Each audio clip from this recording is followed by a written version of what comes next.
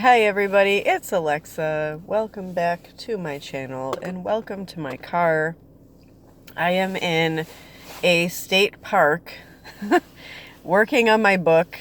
I like to come out here because it's just like nature, and I get so distracted being in my house, like with other things I have to do, and it's just like it's so nice just to be out here alone and not worry about anything else.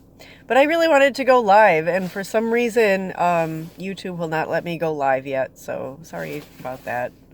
I don't know why I'm apologizing, but I don't know. I want to do something new and different and to be able to talk with you guys live. But I guess I'll just upload a video and we'll talk about it when you see it. So, hi.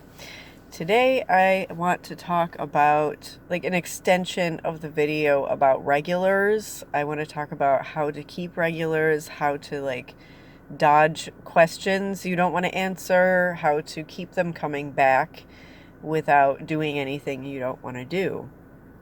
And number one, my biggest advice is going to be to decide what your boundaries are before you even go into a strip club. Figure out what you are comfortable with and what you are not comfortable with and stick with that. Because anytime you go outside, I mean, there's such a thing as pushing beyond your comfort zone with your own abilities and your own personal growth, but that does not apply to crossing boundaries and letting people do things to you that you are not comfortable with them doing, or meeting them places you don't want to meet them. I try to keep all of my interactions within the strip club. There's a lot of people that, have no problem with becoming a sugar baby if the regulars are good or whatever. And I'm not going to give advice about sugaring or like high value dating or any of that. There's other people that are better at that than I am, and I'm just going to stick with stripping.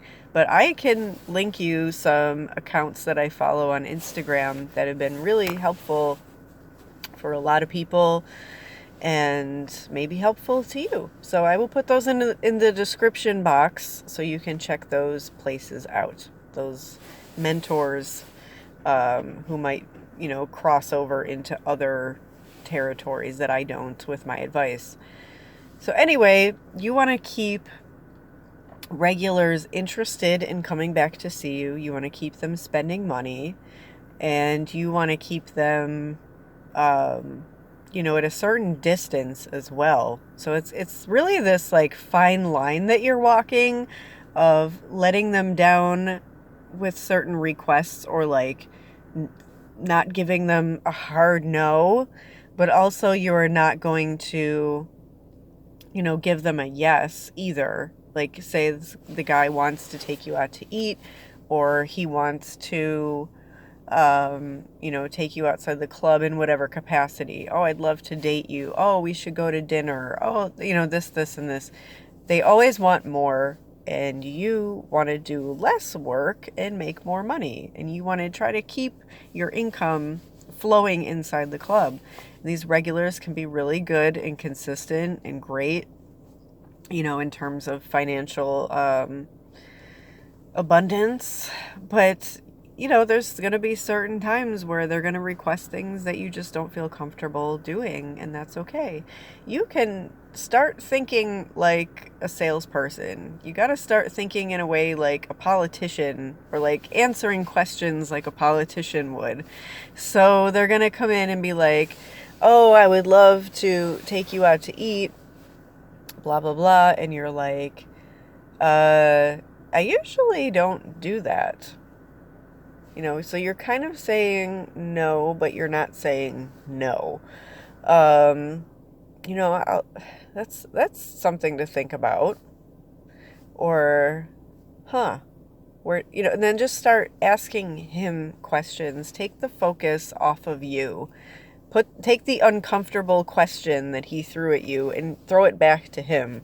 Let's think of it like a cactus, okay, or a porcupine. He's like throwing you a question that makes you uncomfortable, something that you were not thinking about, You were just doing your dance and you're in VIP, and he's like, I would love to be your boyfriend. I wish you were my girlfriend. All sad and pathetic. And that makes you uncomfortable if that's not something that you really was like, not your objective, like you're there to make money and you're there to do dances, and he's like, I want to be your boyfriend. You can take that cactus and whip it right back at his head, metaphorically, by saying, why would you want to date a stripper? Put him on the spotlight. Be like, what is this question about? What does this mean? Have you ever dated a stripper before? Oh my gosh, really? Why me specifically? And they're always going to do and say things that are going to be like cringy. Not all of them. Some of them are really wonderful and respectful, and they just come in and they get their dances and they leave, and they appreciate you, they tip you, they ask before touching. Those are the guys that you really want to give your A game to, your best performance, your most kind and emotionally intimate hustle, whatever the situation calls for, without going past your boundaries. Those are the guys you really want to try to hang on to. They're going to be the best. They're going to make your slow nights a really good night. So treat them really well, but also you don't ever have to say yes to doing something that you don't want to do. Number one, that puts you, if this is something sexual that he's asking you for, that puts you and the club, excuse me, in this legally compromising position. It means that you could be arrested if he's an undercover cop, or it means that, the club could get raided. Even if an undercover cop overhears what you're saying, you never know. I mean, it might be loud in the club, but you never know who's standing next to you or sitting at the next table. So be careful what you say. If you are propositioned to do something in the VIP room and, you agree to it, not only is that a legally compromising situation, but you are then going to have to defend yourself and go about the dance with him expecting that you were going to have sex with him or whatever it was that he asked for. So you don't want to put yourself in that situation where you're going to have to be on this huge defensive. I mean, a lot of guys, yes, are going to try to sometimes do more than what you allow, even if you make your boundaries known. You can always end a dance if those boundaries are crossed, but you don't want to say, oh, I'm going to do, full service or something in the VIP. And then even if you're not going to do it, even if you have no intention of doing it and you're trying to say it to get him back there and he's expecting that you're going to do that, that's a really messed up situation to be in, and it's putting yourself in danger. So please don't do those things. Please don't ever promise anything that you're not actually going to do. So, think like a politician. Think smart. You want to work less and get paid more. You want this guy to keep coming back to see you. You want him to be consistent.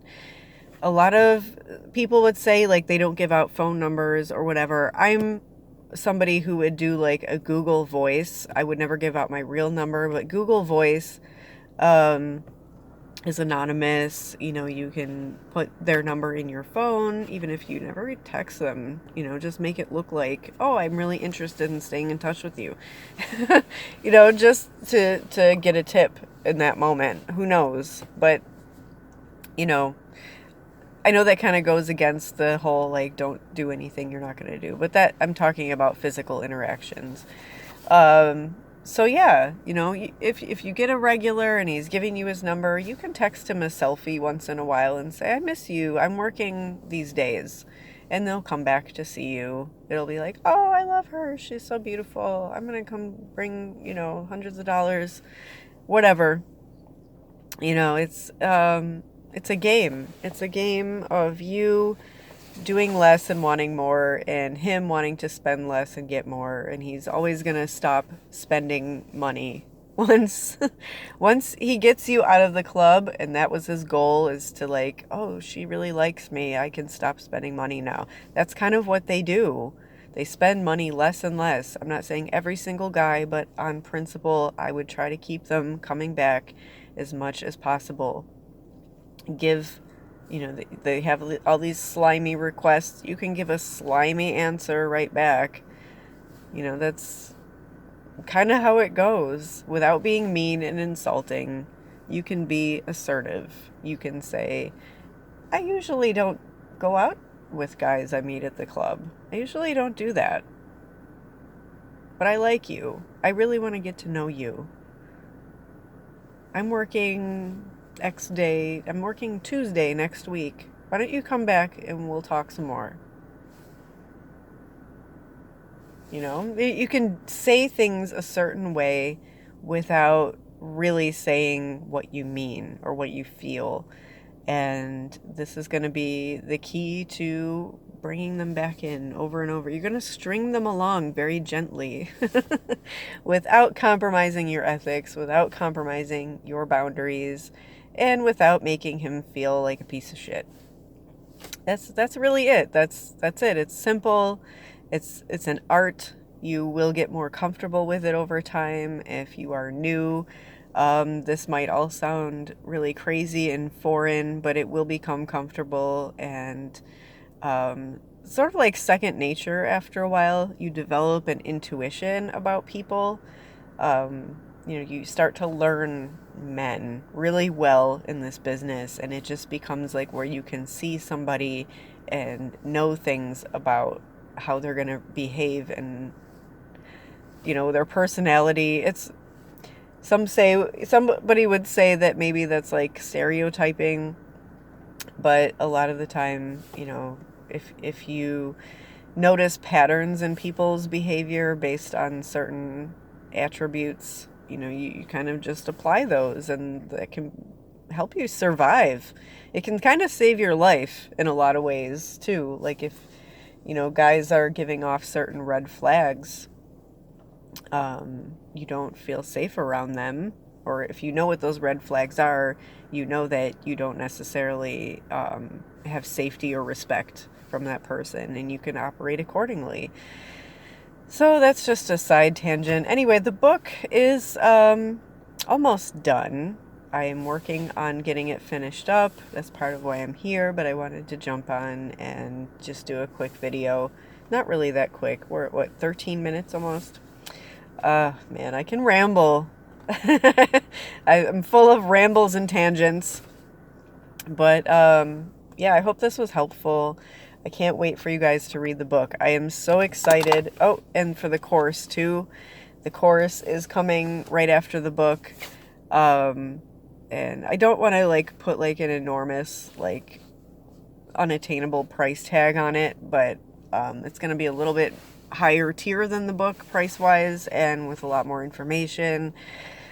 The book is just like a basic overview of all the things that I talk about in my videos, and of course there's going to be more than just the videos that I've already uploaded, but it'll be interesting, and I want to add more and more content to this digital course too, and I also want to make myself available to mentor any strippers who are new or stuck or lost or confused or hate what they're doing and can't seem to get away from it, but they like the money. Sometimes you just want a fresh mindset. Sometimes you just want a fresh set of tools to work with, and that's okay too. Don't be embarrassed. We have all been there. So thank you so much for tuning in.